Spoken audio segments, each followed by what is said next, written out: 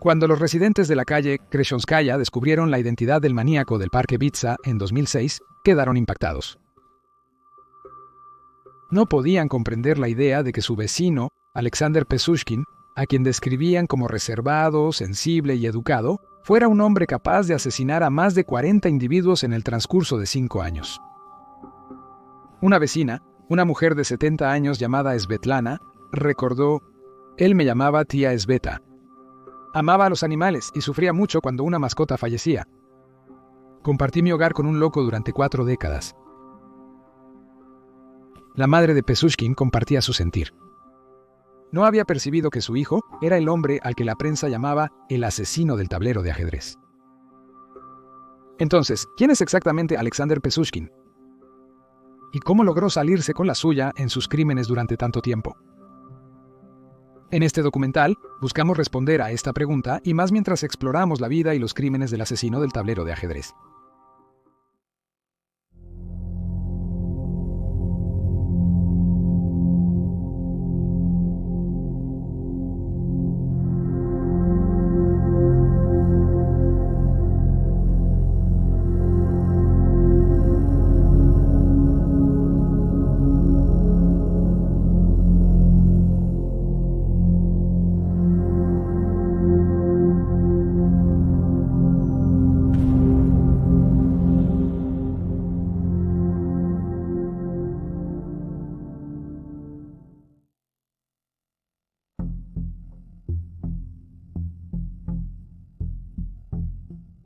Alexander Urovich Pichushkin nació el 9 de abril de 1974 en Myteshchi, Moscú.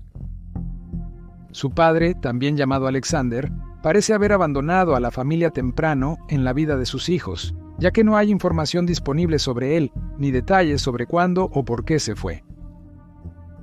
Pichushkin y su media hermana menor, Katia, fueron criados por su madre, Natasha. Vivían juntos en la calle 2 Kreshonskaya en Moscú, en 1900. Un apartamento de 2 habitaciones en el 5º piso. Más tarde, ya de adulta, Katia trasladaría a su esposo, también llamado Alexander, a la casa familiar, junto con el hijo de la pareja. El edificio estaba a solo 6 minutos a pie del Parque Bitsevsky, también conocido como Parque Bitsa, uno de los parques naturales más grandes de Moscú, que cubre 18 kilómetros cuadrados. Cuenta con extensas colinas verdes, densos bosques, arroyos y claros. En el verano, es el lugar perfecto para un picnic familiar, y en el invierno, los esquiadores de fondo aprovechan al máximo el paisaje. El parque está rodeado por miles de personas que viven en ruidosos apartamentos, construidos en 1963, el primer gran proyecto de vivienda pública soviético. En el apartamento familiar, Pichushkin dormía en el sofá de la primera habitación, que también servía de sala. Era un niño relativamente normal y sociable, hasta que cumplió 4 años. En este momento, su madre Natasha piensa que una lesión en la cabeza influyó en su cambio de conducta. Pichushkin cayó de un columpio hacia atrás y fue golpeado en la cabeza por el asiento al balancearse de vuelta. Los expertos han sugerido que esto dañó la corteza frontal de Pichushkin, lo que llevaría a una mala regulación de los impulsos y manifestaciones de agresión. Dado que solo era un niño pequeño, el daño podría haber sido peor, ya que su cráneo no estaba completamente desarrollado para proporcionar la misma protección que un adulto. Después de esto, Pichushkin se volvió más hostil e impulsivo, aunque los vecinos dijeron que nunca tuvieron problemas con él y siempre fue bien educado. Sin embargo, Natasha percibió que su hijo requería atención extra, así que lo cambió a una escuela especializada en niños con dificultades de aprendizaje. Mientras estaba en la educación convencional, Pichushkin era acosado y maltratado por los otros niños a diario. Era acosado física y verbalmente y etiquetado como ese retrasado. El abuso solo intensificó la agresión del joven. Aunque se sabe poco sobre el resto de la crianza de Pichushkin, un artículo en el Guardian de 2007 señala que estaba cerca de su abuelo materno, con quien pasó algún tiempo viviendo. Se reportó que su abuelo le introdujo al ajedrez. Pichushkin destacó en el juego y fue reconocido por su figura paterna como mucho más inteligente de lo que nadie más se daba cuenta. Comenzó a jugar partidas contra hombres mayores que jugaban públicamente en el Parque Bitsa y en gran medida se le consideraba un jugador sobresaliente. La madre de Pichushkin cree en la muerte repentina de su abuelo. En su adolescencia contribuyó a su caída. Un psicólogo ruso llamado Mikhail Vinogradov sugirió que el abrupto golpe emocional lo llevó a estar enojado con su abuelo por abandonarlo y en represalia comenzó a matar. El asesino del tablero de ajedrez declaró que tuvo una vida difícil. Después de que su abuelo falleció, solía pasear por el parque Bitsa con su perro y cayó en depresión cuando el canino murió. La vecina anciana de Pichushkin, Svetlana, lo encontró llorando en la escalera del edificio, lamentando la muerte de su gato. Se informa que Pichushkin comenzó a desarrollar un gusto por el vodka alrededor del tiempo del fallecimiento de su abuelo. Pronto esto se convertiría en una de las herramientas en las que más confiaba cuando comenzó a matar.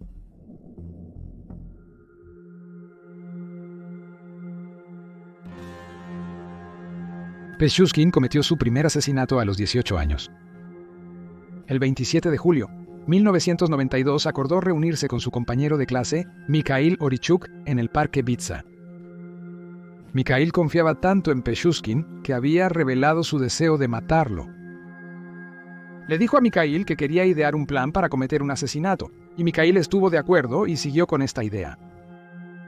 Sin embargo, cuando la pareja se encontró en el parque para discutir el asunto, se echó para atrás, o quizás no se percató de que Pichushkin hablaba en serio sobre cometer delitos. Sin embargo, a Pichushkin no le gustó que su amigo quisiera abandonar el plan.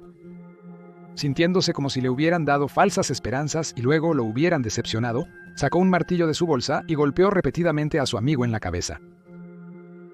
Mikhail sufrió 20 golpes durante el ataque y murió en el lugar.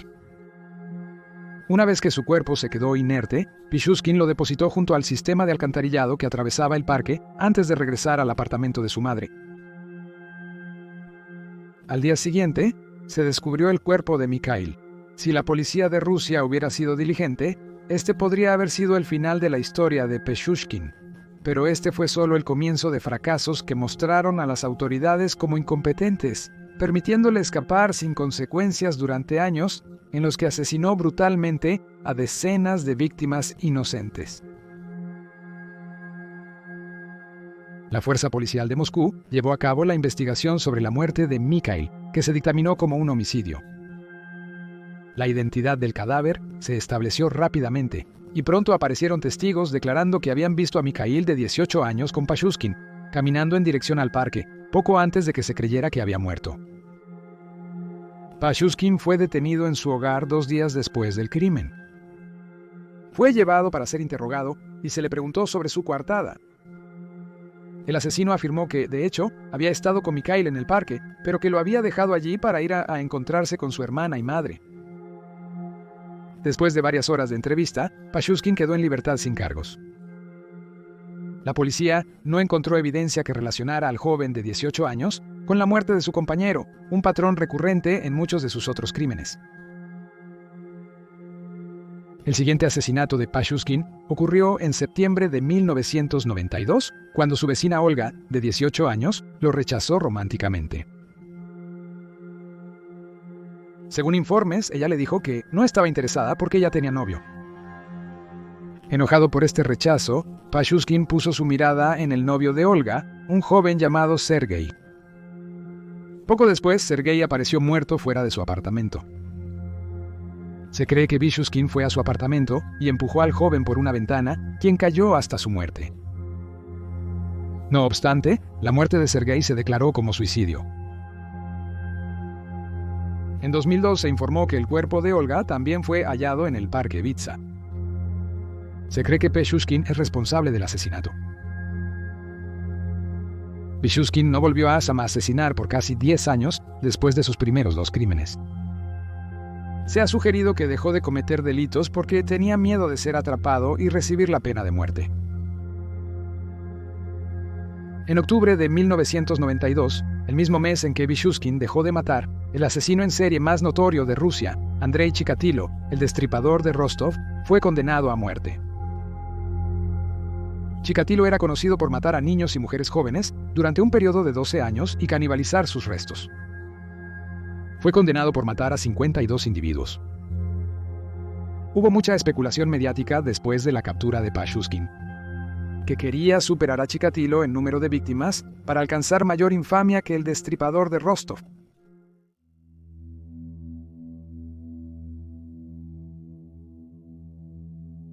Pichushkin reanudó los asesinatos en 2001, 9 años, después de matar a Sergei y Mikhail.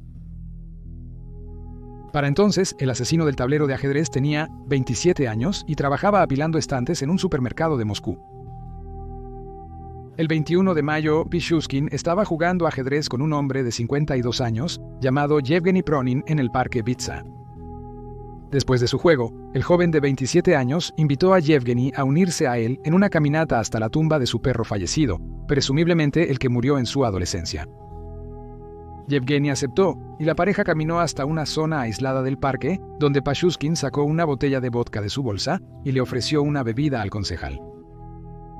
Brindaron por el perro muerto y parecían felices, hasta que Pichushkin golpeó a Yevgeny en la nuca. Una vez que el hombre mayor estaba muerto, su cuerpo fue arrojado a un pozo cercano. Pichushkin estableció rápidamente un modus operandi. Frecuentemente se acercaba a hombres mayores sin hogar en el parque Bitzer, ganando su confianza al conversar con ellos y ofrecerles vodka. Cuando las víctimas se descuidaban, Pichushkin atacaba. Mataba con traumatismo contundente usando una llave inglesa, martillo y una tubería o varilla de metal. Golpeaba a sus víctimas por detrás para sorprenderlas y evitar manchar su ropa de sangre, y nunca mataba a sus víctimas de un solo golpe, afirmando que quería que supieran lo que estaba sucediendo. Con algunas de sus víctimas, se sabía que Pichushkin metía fragmentos de vidrio rotos de la botella de vodka en las heridas, y en un caso, se encontró el cuerpo de una mujer, con muchas estacas clavadas en su cráneo y ojos. Rara vez mataba a mujeres. Solo tuvo alrededor de 3 víctimas femeninas, siendo la más joven un niño de 9 años. Pichushkin también alegó que a veces empujaba a sus víctimas a un canal de aguas residuales en el parque donde se ahogarían, y frecuentemente empujaba a otros a un pozo para morir después de que ya los había golpeado en la cabeza. Algunos cuerpos fueron encontrados a 5 millas en un centro de tratamiento de terrenos baldíos, mientras que otros nunca se recuperaron. Se estima que al menos 13 cuerpos están atrapados en el drenaje del parque. Pichushkin diría más tarde que me gustaba el sonido de un cráneo partiendo al discutir sus armas de elección. En Rusia, durante este tiempo, los familiares de los desaparecidos debían esperar 3 días para poder reportar la desaparición. Además, la fuerza policial era conocida por el soborno y el abuso de alcohol, y a menudo no avanzaba en ninguno de los casos que se les presentaban. En los 2 meses posteriores al asesinato de Yevgeny Pronin, Pichushkin mató a otras 9 personas. Su 11ª víctima en esta serie específica fue Viktor Volkov, quien desapareció el 21 de julio. Durante el otoño e invierno, las cosas se ralentizaron para Pichushkin. Durante este periodo, mató a cerca de 5 personas de forma menos errática. El 23 de febrero de 2002, Pichushkin intentó asesinar a Maya Verisheva, una mujer embarazada que conoció en una estación de metro y que tenía dificultades económicas. La atrajo prometiéndole ayuda para ganar dinero. Pichushkin entonces golpeó a María en la cabeza y la empujó a un pozo, pero milagrosamente después de estar atrapada durante 20 horas, pudo salir por sí misma. Posteriormente fue al hospital para que le trataran las heridas, donde denunció el asalto a la policía local. Sin embargo, a las autoridades no les interesaba examinar el caso. El oficial con el que habló María pidió sus papeles de registro, y durante este tiempo millones de personas vivían en Moscú de manera cuasi legal, ya que había muy poco empleo fuera de la ciudad. Cuando María confesó que no tenía la documentación adecuada, el oficial le dijo que la policía pasaría por alto su habitación ilegal si se mantenía en silencio sobre el intento de atentar contra su vida. Por no tener alternativa, María accedió. A pesar de que el oficial fue encarcelado por incompetencia, María luchó por tener una vida normal tras el ataque. Su novio, cuyo bebé ella esperaba, terminó su relación y tuvo que dar en adopción a su bebé. Para empeorar las cosas, mientras hacía mandados, María vio a Pichushkin, quien también la vio. Asustada, corrió de regreso a su apartamento, empacó su maleta y huyó, aterrada de que él volviera para terminar el trabajo que había comenzado ese invierno. Todavía en libertad, Pashushkin tomó 3 vidas más en las siguientes 2 semanas. Luego se encontró con Mikhail Lobov, un niño de 13 años. Se desconoce dónde se encontraron y es improbable que se conocieran antes del crimen. Se ha sugerido que la pareja se encontró en el prospecto Kakova, cerca de la estación de metro, ya que a los jóvenes adolescentes les gusta pasar el rato allí y a menudo se les veía con chaquetas de cuero bebiendo vodka entre los kioscos. Pashushkin persuadió a Mikhail de caminar juntos por el parque. La pareja fumaba y disfrutaba, hasta que Pashushkin atacó. Golpeó al adolescente de 13 años en la cabeza y lo arrojó a un pozo. Pero el asesino no sabía que la chaqueta de Mikhail se enganchó en un metal que sobresalía del pozo, permitiéndole escalar y escapar a un lugar seguro. Al igual que María, Mikhail corrió a contarle al oficial lo sucedido, pero le dijeron que se fuera a casa. Nuevamente, las autoridades ignoraron los relatos de mujeres y niños sobre un hombre que presuntamente intentó asesinarlos. Una semana después, Mikhail vio a Pashushkin en la estación de metro, y al igual que María, se desesperó. Empezó a gritar y se dirigió a un policía que patrullaba fuera de la estación. Gritó y señaló, rogando a la policía a actuar, pero nuevamente fue ignorado y le ordenaron irse. En noviembre de 2005, un exoficial de policía de 63 años llamado Nikolai Zakharchenko apareció muerto en el parque Bitsa. Fue la primera víctima de Pashushkin, quien después de desaparecer, fue encontrado muerto, confirmando que había sido víctima de homicidio. Fue la víctima número 41 del asesino. Después de otros 40 asesinatos, las autoridades rusas finalmente se percataron de que enfrentaban un gran problema. Los detectives del Ministerio del Interior, la policía local y la oficina del Procurador General finalmente prestaron atención. Tenían a un asesino en serie en sus manos.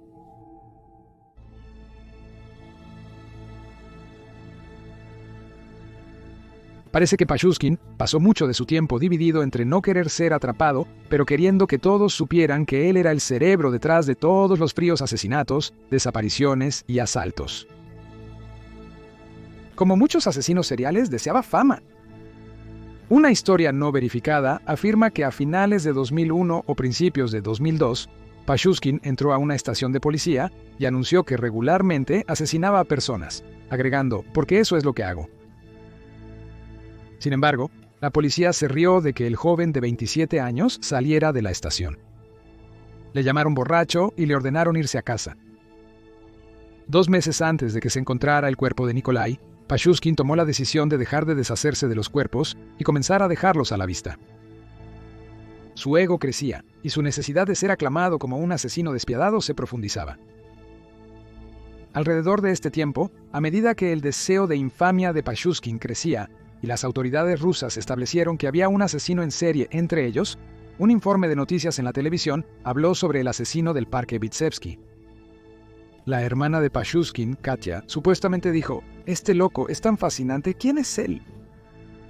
Pashushkin tuvo que contenerse de confesar todo, aunque deseaba desesperadamente hacerlo. En la búsqueda del maníaco de Bitsa Park, Pashushkin, apodado así por los medios, se volvió más imprudente. Al dejar los cuerpos afuera, se aseguró de que fueran encontrados. Se encontró una víctima cerca de un arroyo en el parque. Llevaban 2 días muertos y sus restos fueron recogidos por perros salvajes. El médico halló el cadáver con huesos en las fauces de las bestias. Al revelarse que un asesino en serie estaba entre ellos, los residentes se atemorizaron y la policía, uniformada y de paisano, patrullaba el parque día y noche. Hablaron con todos con los que se cruzaron y compilaron bocetos de posibles sospechosos. En marzo de 2006, los investigadores creyeron haber resuelto el caso cuando un hombre con un cuchillo los amenazó. Dispararon al hombre y lo arrestaron, pero mientras estaba encerrado, aparecieron muertas 2 personas más. Pashushkin luego admitiría saber sobre la detención. Le complacía tener la ventaja. También había sido detenido por la policía varias veces para examinar sus documentos de identificación. Debido a su buena vestimenta y aspecto pulcro, nunca fue considerado sospechoso. El 14 de junio de 2006, Pashushkin invitó a su compañera Marina Moskalieva, una madre de 36 años, a dar un paseo. Se informó que ella estaba un poco indecisa para ir, pero finalmente accedió.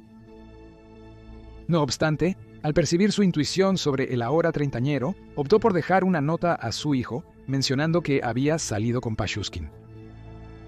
Pashushkin sabía que María había dejado la nota con el nombre y número de su compañero. Parecía haber llegado a un punto donde ya no podía contenerse. Quería matarla y que se supiera, a pesar de que la nota lo convertiría en el principal sospechoso. Esa noche se descubrió el cuerpo de Marina en el parque, con las características del maníaco del parque Bitzer. Cuando su hijo vio la noticia, llamó a su padre, quien contactó a la policía.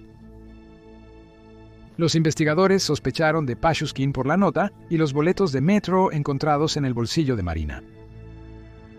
Las imágenes de circuito cerrado de televisión mostraron a la pareja esperando en la plataforma horas antes de la hora estimada de la muerte de Marina. 2 días después del asesinato, el 16 de junio, cerca de la medianoche, alguien llamó a la puerta del apartamento de Pashushkin. Su madre abrió lentamente la puerta y un grupo de hombres uniformados entró, bajando por el estrecho corredor hasta la primera habitación. La policía antidisturbios, con rifles automáticos, le dijo a Natasha que debían hablar con su hijo sobre robos recientes. No fue hasta que Pashushkin, quien vino voluntariamente, fue sacado de la casa, que revelaron que se sospechaba que estaba involucrado en múltiples asesinatos. Natasha quedó impactada y sin habla. Llamó a su hijo valiente y dijo que nunca mentía. ¿Cómo podría su pequeño hijo, que tenía una pecera y un gato llamado Mercy, ser un asesino despiadado? La adaptación televisiva de La Condesa de Montserrat de Alexandre Dumas era su programa favorito. Lo veían juntos. Pashushkin admitiría más tarde en la corte que a veces tenía que acortar sus asesinatos para poder ir a casa y limpiarse a tiempo para su visualización semanal. Natasha le dijo a Yeku: ahora sé que crié muy mal a mi hijo. No puedo decir que hice mal, solo intenté criarlo como una madre normal. Creo que no conocía muy bien a mi hijo. Mientras Natasha continuaba absorbiendo lo que le decían, oficiales uniformados, detectives y especialistas forenses revolvieron la casa familiar de arriba a abajo.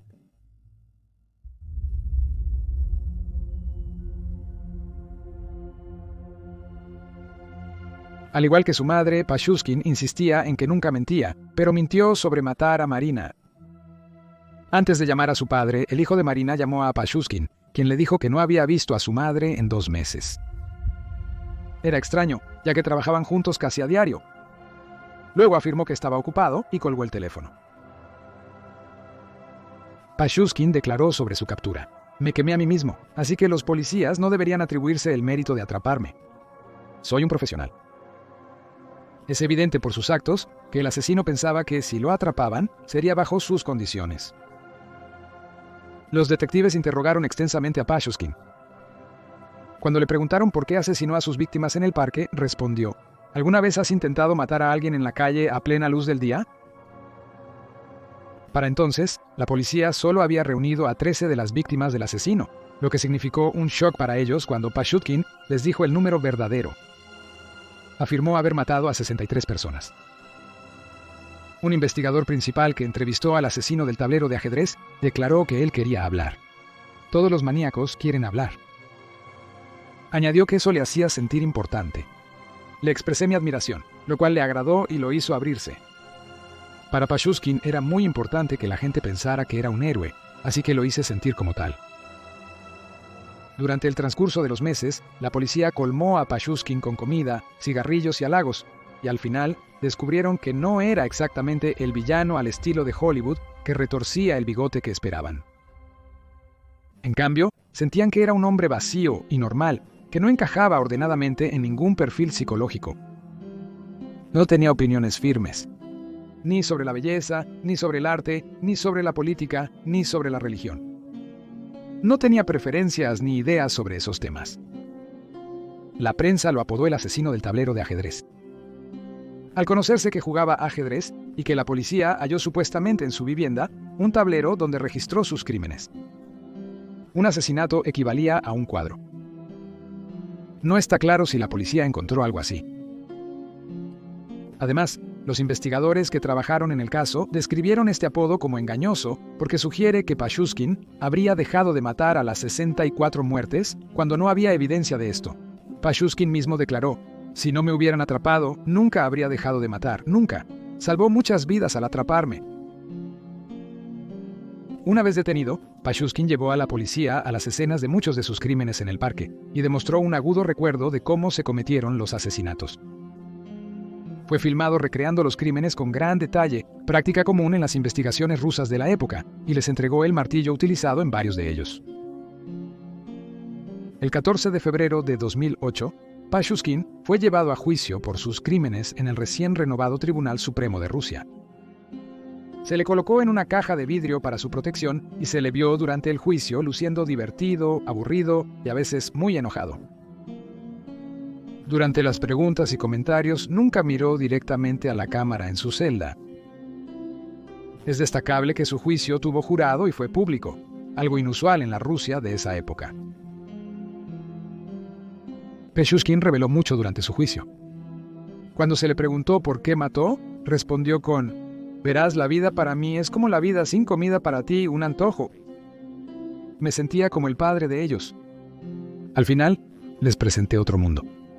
Los liberé hacia una nueva vida". También declaró haber enviado a Mijail al cielo. Cuanto más cerca está una persona de ti y cuanto mejor los conoces, más placentero es matarlos. En todos los casos, maté por una sola razón. Maté para vivir, porque al matar deseas vivir. Después de ser encarcelado, Pashushkin admitió que cada asesinato le proporcionaba un placer colosal. De manera similar, durante el juicio, afirmó que el primer asesinato es como el primer amor y que a veces eyaculaba cuando mataba. Al inicio del juicio, la fiscalía declaró que, según su propio testimonio, Pashushkin esperaba superar el récord de Andrei Chikatilo y soñaba con pasar a la historia. Los médicos del centro Servoskaya en Moscú, la clínica psiquiátrica más respetada de Rusia, declararon a Pashushkin cuerdo y señalaron que nunca tuvo problemas de salud mental documentados y tiene una inteligencia promedio. El 24 de octubre de 2008, Pashushkin fue declarado culpable de 48 asesinatos. Durante el juicio, insistió en que había matado a 63 personas y quería ser reconocido por eso. Sin embargo, la fiscalía y los investigadores solo tenían pruebas que lo vinculaban a 48 asesinatos, algo de lo que se quejó. Creía que si se le atribuían 63 asesinatos, entonces tendría el título del asesino más infame de Rusia. Pashushkin fue sentenciado a cadena perpetua, los primeros 15 años en confinamiento solitario. En 2007 apeló su sentencia, considerándola muy severa y solicitando una reducción a 25 años. Sin embargo, su apelación fue rechazada. Se informó que su abogado intentó advertirle que su apelación no funcionaría, pero Pashushkin insistió. Fue enviado a cumplir su condena de aislamiento en Polar Owl, una prisión rusa ubicada en la orilla del río Sop. Es una de las 7 colonias de trabajo correctivo Supermax operadas por el Servicio Penitenciario Federal para los convictos rusos que son condenados a cadena perpetua.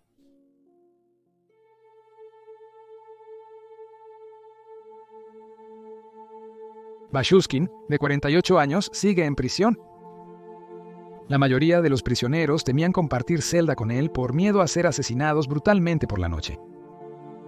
El asesino en serie describe la prisión como aburrida y considera la idea de que las personas sean encarceladas de por vida como algo antinatural. Pashushkin aún afirma que mató porque no tenía otra alternativa. Sin embargo, al preguntarle si apoya la pena de muerte, respondió: "La pena de muerte es asesinato. Siempre estoy en contra del asesinato". Aún después de 15 años en prisión, Pashushkin no parece asumir responsabilidad alguna por sus actos. En gran medida culpa a la sociedad por sus acciones, afirmando: "Si mi infancia y juventud se hubieran corregido, entonces no habría que cometer los asesinatos como innecesarios. No se trata de la familia. Mi familia era casi normal, con dificultades, pero la sociedad me lició". Al preguntarle si sentía remordimiento por sus acciones, las vidas arrebatadas y las familias a las que robó maridos, hermanos y abuelos, respondió sin remordimientos: "Si me liberaran ahora, lo primero que haría sería matar a un par de personas para aliviar el estrés, violar a una mujer, beber vodka. Inquietantemente, Bershuskin parece ser un recluso popular entre algunas mujeres. Afirma que 80 mujeres le han escrito desde el 2008. En el 2016, le propuso matrimonio a una mujer con la que había estado correspondiendo llamada Natalia o Natasha. A pesar de aceptar la propuesta, a la pareja no se le permitió casarse. Pashushkin afirma que el sistema penitenciario prohibió a la pareja comunicarse más, pero un periódico con sede en Moscú, MKRU, declaró que investigaron estas acusaciones y descubrieron que las cartas para la futura novia de Pashushkin estaban siendo entregadas. Simplemente no estaba respondiendo. MKRU sugiere que la novia había sido fabricada por un reportero que se hacía pasar por ella porque la pareja nunca se había encontrado en persona. Admitió desconocer su apariencia, aunque un informe televisivo que discutió primero la historia afirmó que ella lo visitaba semanalmente tomando el tren. Aunque Pashushkin no es tan conocido fuera de Rusia como sus homólogos estadounidenses y británicos como Ted Bundy y Peter Sutcliffe, quizás es aún más aterrador en que pudo salir impune con tanto sangre en sus manos durante tanto tiempo, quitando vida tras vida, y todo el tiempo parecía no sentir nada, ni un ápice de culpa o tristeza por lo que había hecho. Sin más información sobre cómo fue crecer para Pashushkin, es difícil determinar qué exactamente provocó esta serie violenta que duró varios años. Pero por lo que hemos aprendido a través de este documental, parece que disfrutaba del poder, ansiaba la infamia y quería ser esencialmente el mejor asesino en serie del país. Por la información que tenemos disponible, casi parece que Pashushkin nació para matar.